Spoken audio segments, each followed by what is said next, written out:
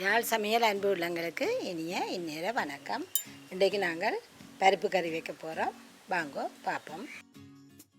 பருப்பு, முதலாம்பால், மஞ்சள், மிளகு, நெய், உப்பு, கடுகு, சீரகம், உள்ளி, கருவேப்பிலை, பச்சை மிளகாய், வெங்காயம், சித்த மிளகாய். வாங்கோ சமைப்போம். இந்த தண்ணியை கொதிக்க வைக்கலாம். இப்போ தண்ணி கொதிச்சிட்டுது. நாங்கள் இதுக்குள்ள இந்த நல்லா 2-3 தண்ணியில் கழுவி வச்ச பருப்பை போடுவோம்.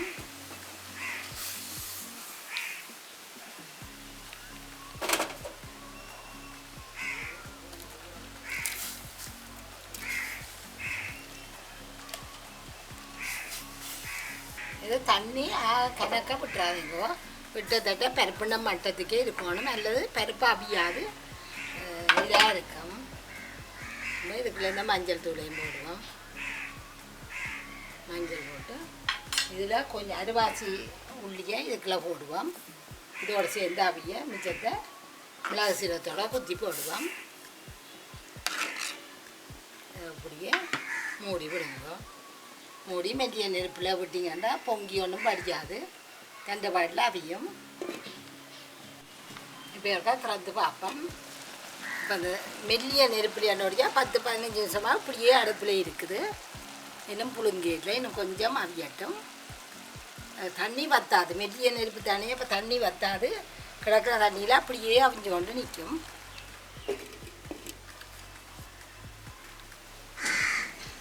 இப்போ மெல்லிய நெருப்பண்டபடியாக அப்படியே பாருங்கோ அவிஞ்சு தண்ணி வத்தாமல் நின்று அவியக்கூடியா இருக்குது. இப்போ இந்த பருப்பு அவிஞ்சிடுது. நல்லா அவிஞ்சிடுது.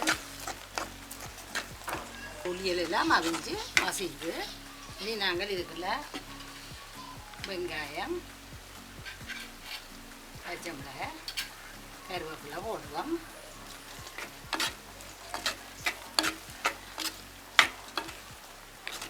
இது ஒரு கொதிக்க இப்படியே அதே மெல்லிய நெருப்பில் விடுங்கோ. கொஞ்சம் வெங்காயம் அதில் அவிக்கிறா வேற நாங்கள் பாலை விட்டு இதை இறக்கணும்.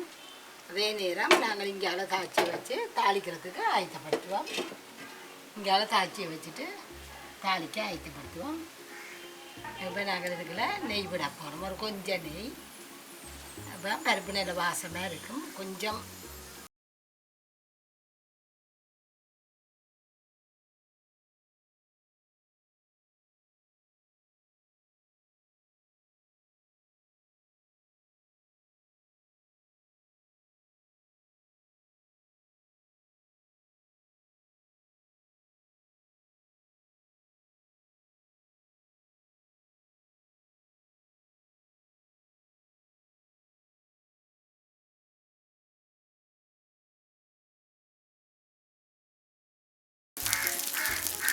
இப்படியே இருந்து பொரி பண்ணட்டும்.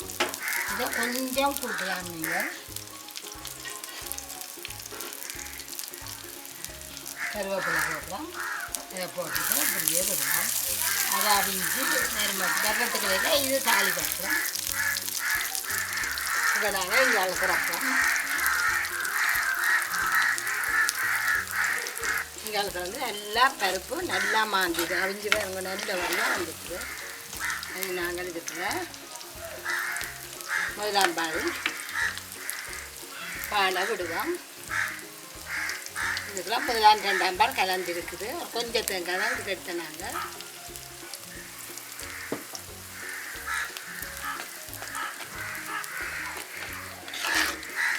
இப்போ இதுக்குள்ள நாங்கள் இதை அப்படியே கொதிக்க விட்டுட்டு இதை அப்படியே மூடி போட்டு நெருப்பை நல்லா குறைச்ச வழி தானே இருக்குது. ஏன்னா இங்கே நாங்கள் இதுன்னு தாளித்து முடியல. இது இப்படியே வதக்கி கொண்டுக்கும் மெல்லிய நெருப்பாண்ட வழியாக இடியாது. இதை நாங்கள் விட்டுட்டு மிளகு சீரகம் குத்தி வருவோம்.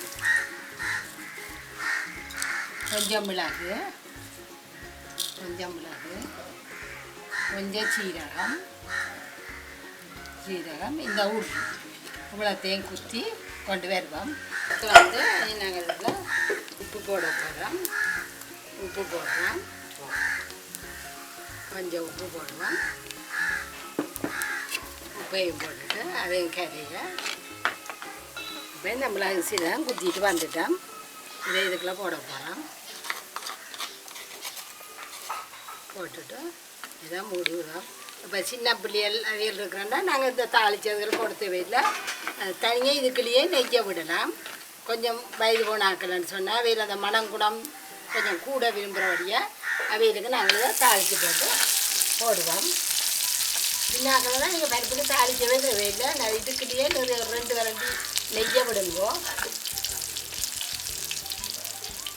இது இந்த மிளகு சீரகம் போட்டோன்னா ஒரு நிமிஷம் நான் மூடி விடுங்க. அந்த வாசம் எல்லாம் உள்ளுக்குள்ளே இறங்க.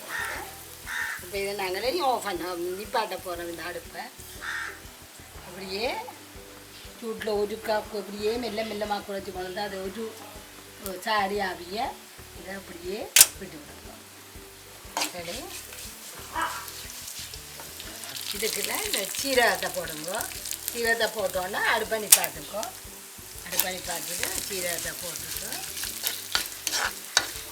இப்போ இதை எடுத்து நாங்கள் வச்சுட்டு இதே பருப்புக்கெல்லாம் அப்படியே ஊற்றி விடுவோம்.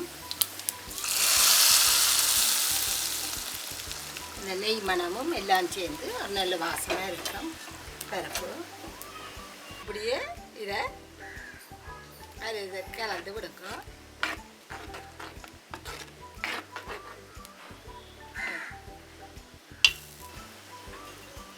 இதே மாதிரி செய்யுங்க. நீங்களும் இப்படியே வரும். கணக்க தண்ணி விட்டிங்கன்னா அந்த பருப்பு அவியாது. நீங்கள் தண்ணியை விட்டோன்னே நெருப்பை நல்ல மெல்லிய கட்டசீரோட விடணும். நல்ல மெல்லிய நெருப்பில் விட்டால் தான் தண்ணி வற்றாமல் பருப்பு அவியும். வேறுங்க அந்த பருப்பை இதே மாதிரி நீங்களும் காய்ச்சினீங்கன்னா இப்படியே வரும். இது செய்து போட்டு என்ன மாதிரி இருந்தான்னு கமெண்ட்ஸில் போடுங்க.